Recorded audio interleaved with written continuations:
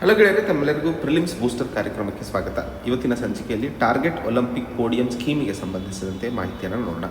ಈ ಒಂದು ಕಾರ್ಯಕ್ರಮವನ್ನು union ministry of youth affairs ಚಾಲನೆಗೆ ತಂದಿರುವಂಥದ್ದು. ಈ ಒಂದು ಕಾರ್ಯಕ್ರಮವು 2014ರಲ್ಲಿ ಶುರು ಮಾಡಿರುವಂಥದ್ದು. 2018ರಲ್ಲಿ ಇದನ್ನು ಹೊಸದಾಗಿ ಒಂದು ಹೊಸ ಅಧ್ಯಾಯವನ್ನು ಅಥವಾ ರಿವ್ಯಾಂಪ್ ಮಾಡಲಾಗಿದೆ. ಇದರ ಮೂಲ ಉದ್ದೇಶ ದೇಶದಲ್ಲಿ ಉತ್ತಮವಾದಂತಹ ಅಥ್ಲೀಟ್ಸ್ಗಳನ್ನು ಸೆಲೆಕ್ಟ್ ಮಾಡಿ ಒಲಿಂಪಿಕ್ಸ್ ಮತ್ತು ಪ್ಯಾರಾ ಒಲಿಂಪಿಕ್ಸ್ಗೆ ಅವರನ್ನು ಟ್ರೈನ್ ಮಾಡುವಂಥದ್ದು.